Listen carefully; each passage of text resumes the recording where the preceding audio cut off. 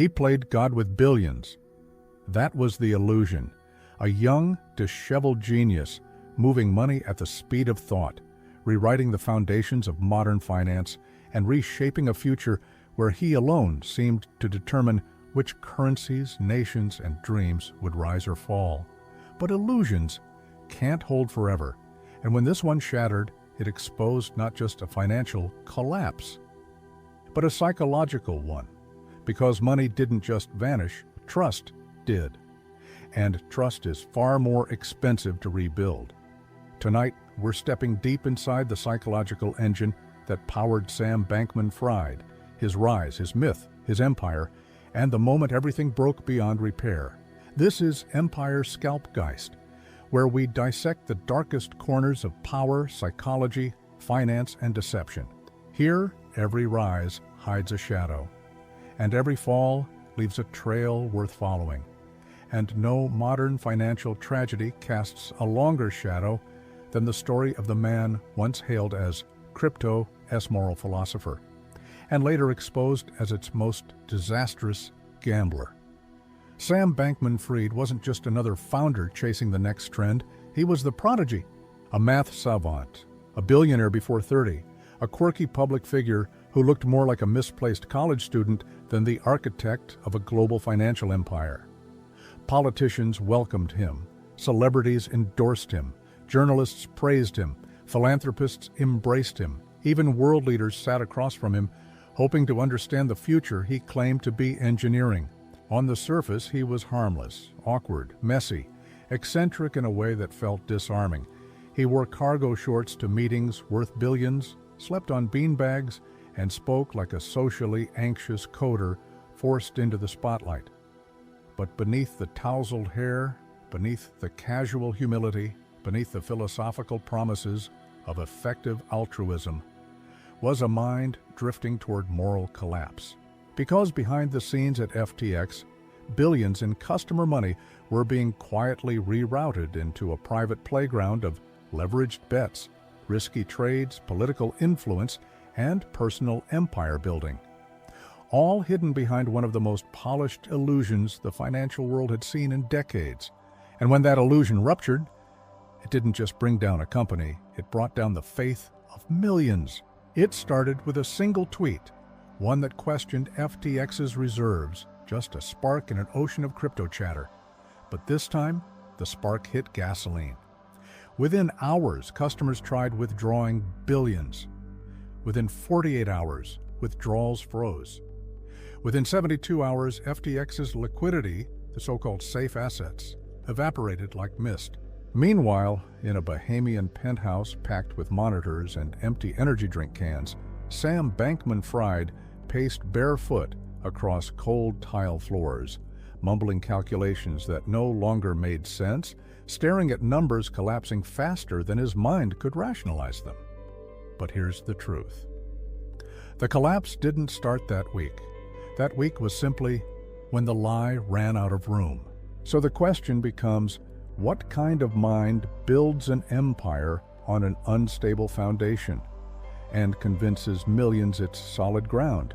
And why did no one see the cracks until it was too late?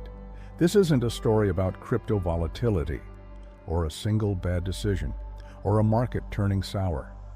This is a story about unchecked belief, the kind that turns intelligence into delusion, charisma into deception, and ambition into destruction.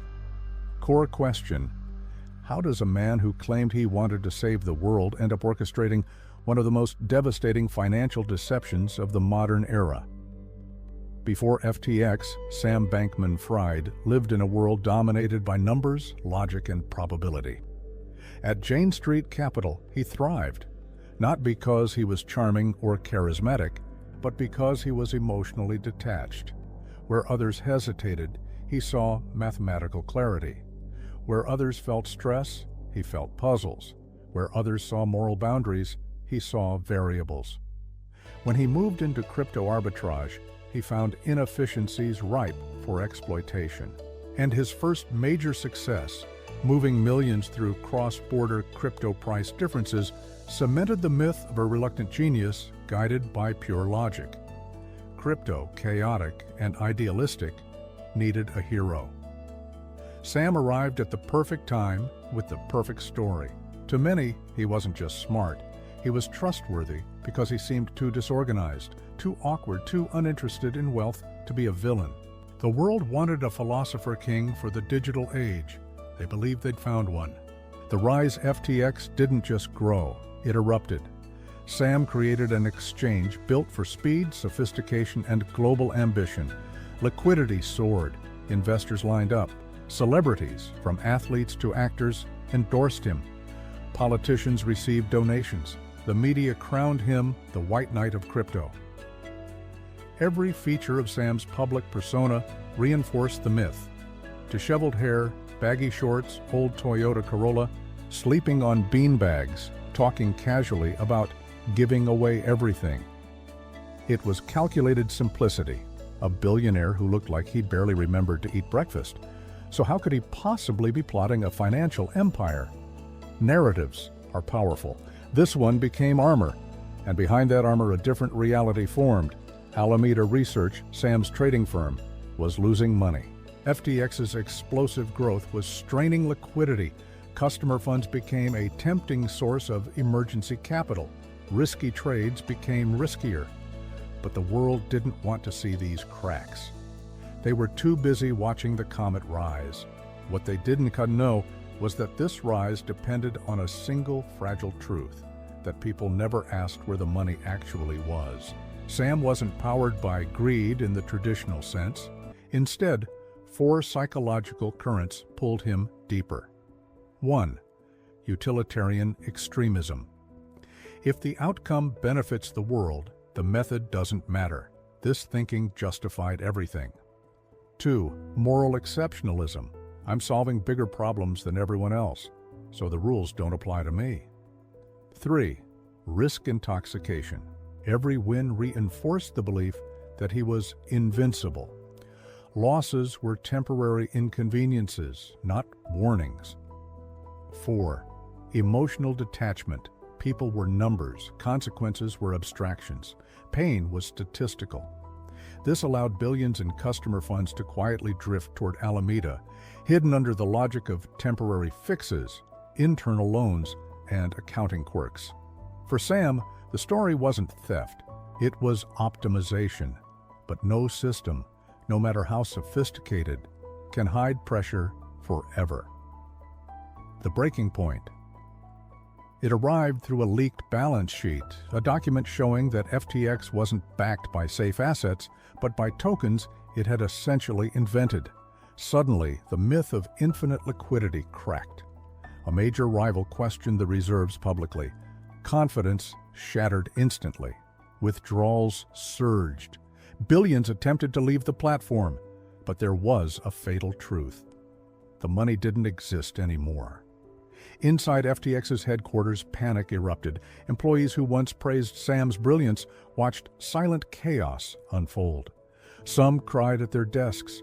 Some frantically backed up files. Some realized their life savings, held in FTX stock, were gone. And at the center of it all, Sam fell strangely quiet. The numbers he once controlled stopped obeying him. The equations no longer aligned. The story he told himself began to fracture. This was the beginning of the end. Crime, scandal unfolds. As soon as FTX collapsed, the truth surged to the surface like a ruptured pipe. FTX had been funneling customer deposits into Alameda. Alameda had a private secret backdoor to borrow unlimited funds. Risk systems were intentionally disabled. Losses were hidden behind synthetic tokens like FTT. Internal communications showed awareness, but silence. It was not an accident. It was not a misunderstanding. It was not incompetence alone. It was a constructed illusion maintained by a small, tightly controlled circle inside an environment with no oversight. Employees later testified to watching billions disappear into leveraged trades, bets so risky they resembled casino behavior, except the chips weren't Sam's. They belonged to everyday customers, college students, retirees, small business owners, crypto newcomers, global investors. The illusion survived only because no one looked closely, until the internet did. The fall. Once the bankruptcy documents were filed, the empire crumbled at record speed. Within days, Sam resigned as CEO. FTX imploded across 134 entities. Investigations erupted worldwide. Customers were locked out of their accounts. Regulators raided offices. Hard drives vanished. Political allies distanced themselves overnight. Former employees described it as watching a star go supernova. Brilliant one moment, obliterated the next. Then came the charges: wire fraud, securities fraud, conspiracy, money laundering, campaign finance violations, misuse of customer funds. Each charge was a brick in the wall closing around the myth. And when Sam was arrested in the Bahamas, the crypto world didn't cheer. It grieved. Not for him, but for the trust that had been shattered. In court, the illusion died slowly. Former friends, co-founders, and partners took the stand. Caroline Ellison, Gary Wang Nishad Singh, testifying about hidden systems, secret permissions, and instructions that blurred legality into non-existence. Customers spoke about losing retirement funds, home down payments, children's education, savings, their mental health. One investor described watching their net worth collapse from millions to zero in 3 days, and said the emotional impact was worse than any financial loss. Regulators admitted their frameworks failed. Politicians distanced themselves from past donations. Crypto markets lost billions in value due to ripple effects. For the first time, people questioned the culture of unchecked innovation. Charismatic founders move fast and break things, billionaire savior narratives, and the world realized that decentralization may remove intermediaries, but it cannot remove human nature. Sam Bankman-Fried never believed he was the villain. That's the darkest part. He believed the ends justified the means. He believed his brilliance was a shield. He believed that every lie, every misuse, every risk was temporary, necessary, and ultimately righteous. Because when someone thinks they alone know how to fix the world, they stop asking whether they're breaking it. And sometimes the most dangerous people are not the ones who crave power, but the ones who believe they deserve it. In the end, Sam didn't just gamble with money, he gambled with trust. And trust, once broken, doesn't rise again. It stays exactly where he left it, on the floor.